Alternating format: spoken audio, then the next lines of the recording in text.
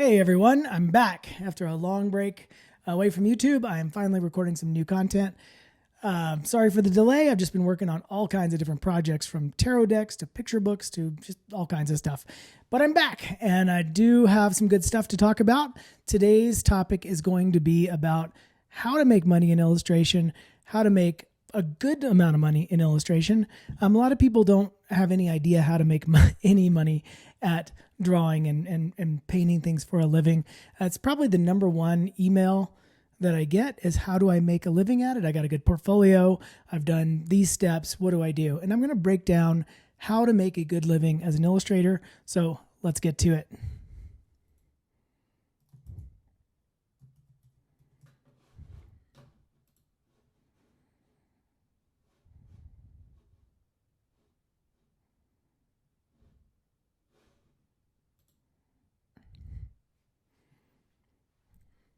All right, let's dive right in.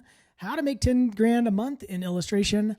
Now, are you going to make 10 grand a month? I'm not sure, but if you follow the steps I'm going to give you here, you will definitely make more than you're making now, I promise.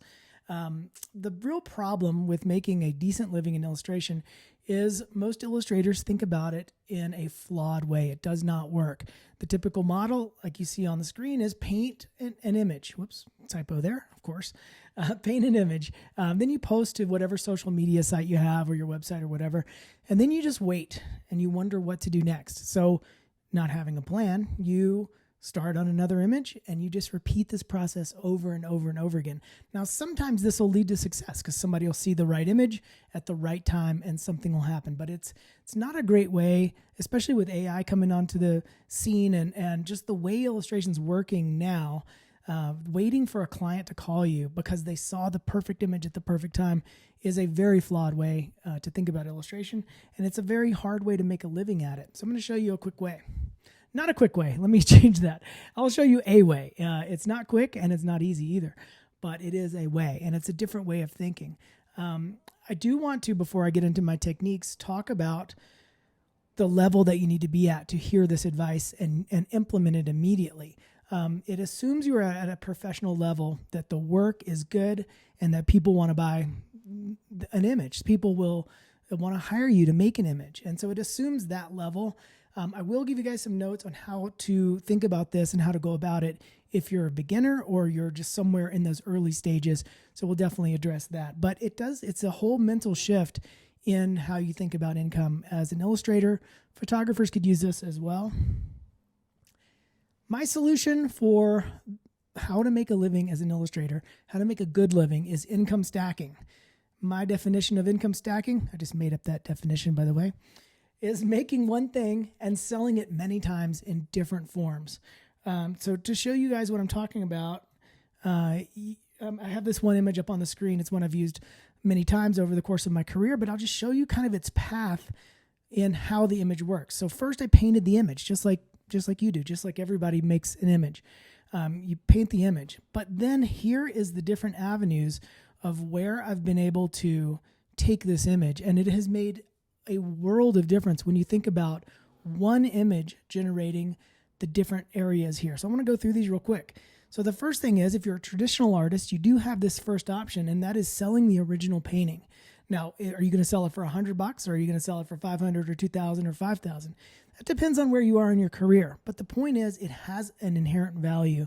And as AI comes on the market a little bit more, I think traditional work is going to have a higher value because people can't do it as much. Less people, I think, are going to learn how to do it. And there's going to be more value placed on an original. But anyway, separate topic there. But selling the original. So in this case, I sold the original for $2,000. I'm just using this as an example. Everybody's numbers are going to be different, but the idea is thinking of a painting in this way or thinking of an image in this way. It didn't have to be a painting. But then I sell prints. So at $55, I typically do limited edition runs of 250 prints, and then I take it out of production. But if you do the math there, then this one is out of production, $13,750 just from the prints alone, which is great. And, it's just a slow burn over, 5 years or whatever it's selling. And then pretty soon it'll sell out. And then you have made that much money. It's amazing.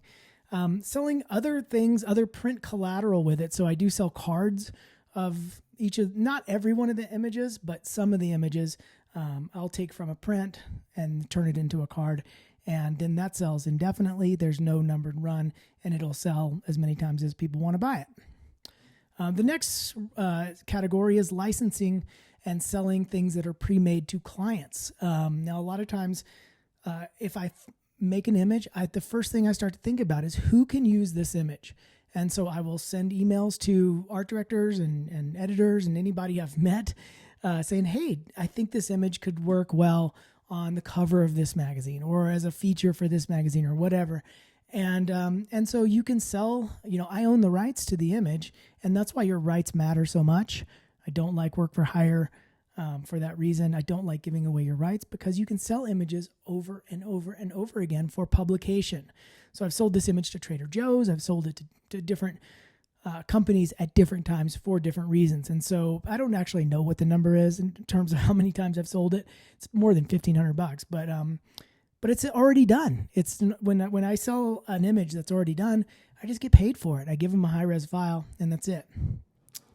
Then I take this image and a bunch of other images, and I turn it into another product. So this is the book that I made. It was the cover of my first book that was kind of my art of book. And so 124 pages, just containing artwork that I had made over a number of years. So then it's a book, and I ran that on Kickstarter, and I think it made around 20,000 on Kickstarter. And then it's been one of my best-selling products since then for years. And so I'll say 32,000 there. And then I didn't do this with this video or this image, but I do now for different images, record the process and sell a digital download of the recording. And you can do voiceover. So it's a method of teaching. And once you have a digital product, it's a digital download, the audience buys it, they're happy. You sell it, you're happy, but you didn't have to ship it. You didn't have to box it up. You didn't have to do any of that stuff. Can go worldwide, doesn't have to worry about shipping and tariffs and taxes and all that. So you can record your process and people love it. And it's an easy way to add an income stream to your life. The next one is building community. Say you do put it on social media.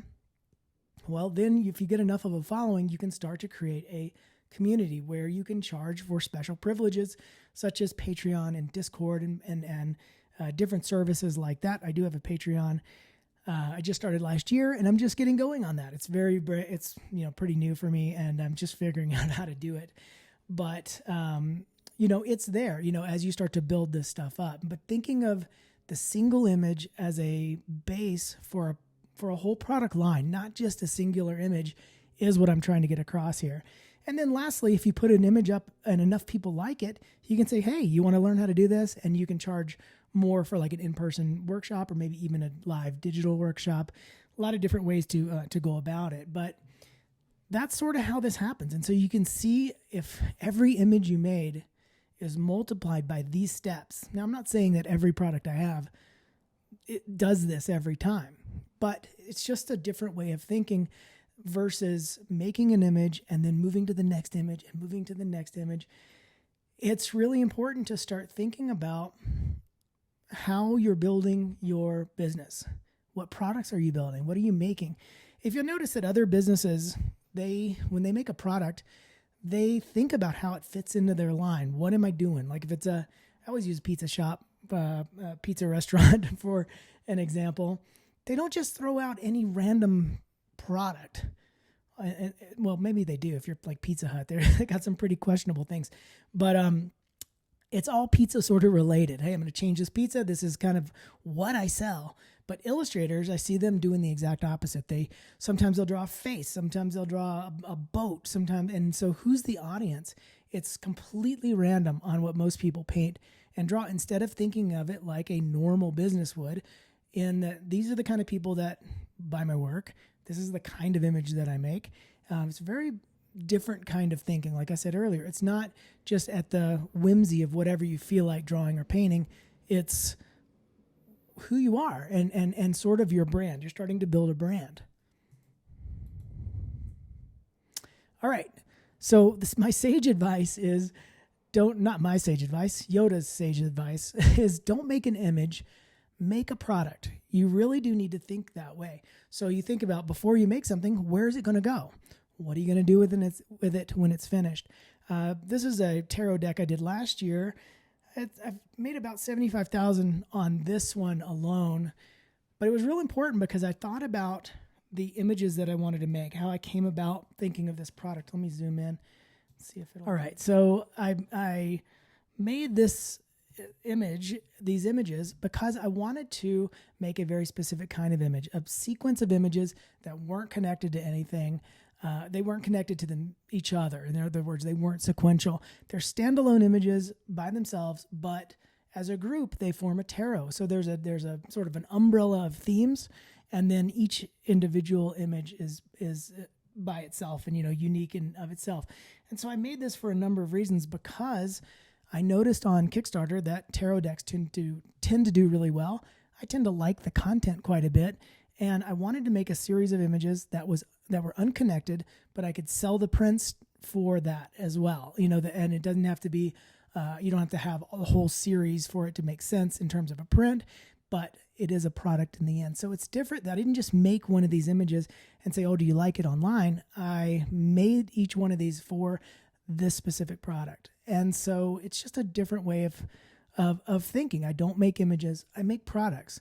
And it's sort of an unsexy thing to say, because there's the history of being an artist, where you wear the beret and you don't do anything for money and you don't think this way and you starve. That's why they're starving artists. But when you start thinking in terms of, hey, here's the kind of image I want to make, and what am I going to do with it? Your whole life will change. Your image making will change, and everything you're doing will change.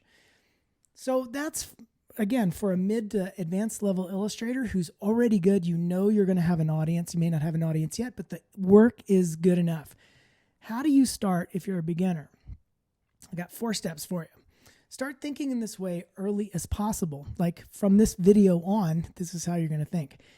Don't just draw and paint something randomly. Build towards something is the big thing. And so, my advice here is, while I think challenges like Mermaid and Inktober and all this kind of stuff is fine, is it truly moving you towards having something like this where you have a brand? If you're just an ink drawer and that's your brand, Inktober could be a great springboard for this. I'm not saying don't participate in these things, but a lot of people at the end of like a mermaid challenge, they end up with 30 drawings of a mermaid that go nowhere. And so, if you are going to do a project like that, think about, like, can you package them up? Maybe it's a calendar of the 12 best mermaid paintings or Inktober drawings or whatever, but don't just draw randomly. Most of the time people get 30 pretty bad drawings from a challenge like that because they're rushed and they're just trying to say, hey, I did a drawing today, everybody like it. But really what you're trying to do is create good work, and good work takes time. And so you may actually have a slowdown in your production, but the quality will go up, and that's what's important. Number 2, post to your socials and document your process. Be honest. Building an audience takes a long time. The best thing you can do is, just as a beginner, as an early career artist, is talk about all this stuff. Hey, I'm having trouble painting trees. Here's my attempt at trees. Here's a master copy I did. Here's how I painted last year versus how I painted this year. Those are great posts for a beginner to start to build an audience. Anybody who's honest like that and transparent about where they are will gain an audience, because people love to see that people love to be in the same boat, to see other people in the same boat as them.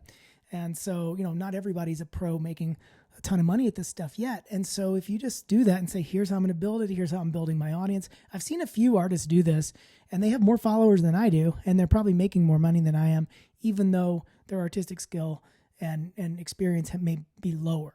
So just something to think about there in terms of just document it and building up your process online. But don't post randomly. It needs to be specific.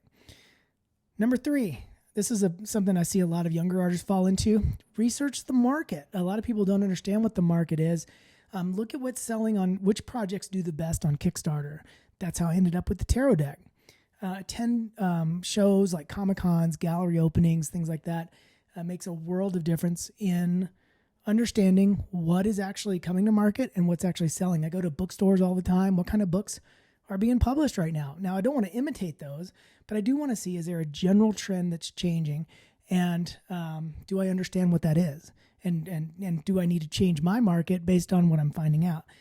If you just draw all day in your sketchbook and then post it, it's not enough.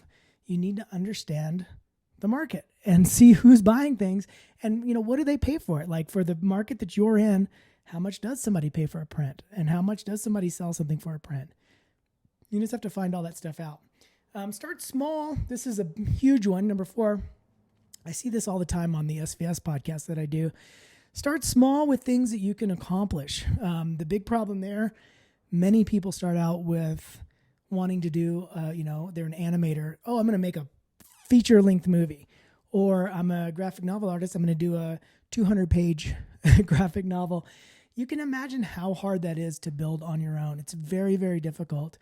And even in children's books, only 32 pages, you don't have to do a whole book. You can do a short, 8-page book or a sequence of images and pitch that to a client. They're not going to buy that, but they might hire you to do a bigger project. But I've seen it over and over where people early in their career, they bite off more than they could chew, and they either don't finish it or it's just too big of a project for them to do well.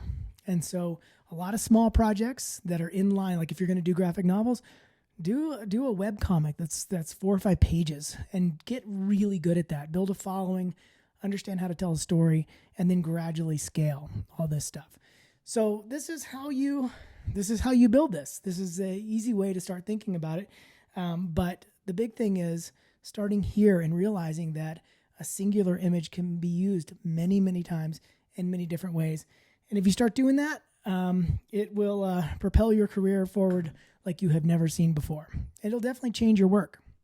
This video has been brought to you by me, Lee White. I'm an illustrator and I work in the children's book industry. Typically, I'm a teacher as well. If you want to see more of my work, you can go to leewhiteillustration.com. There is a link in the description or a code in the description for 10% off of my website. If you go there, and there's a link there too. And I'm going to give away a free class to somebody. I just made a demo on painting in watercolor style in Photoshop. And if you comment on this video, I will draw from your names and you'll get I'm going to give away one painting demo for free. Here's my Instagram, and all that stuff is linked down below as well. So please support me. And if it's not me you support your artists in your community and people that you like. That it means a lot. So until next time, take care.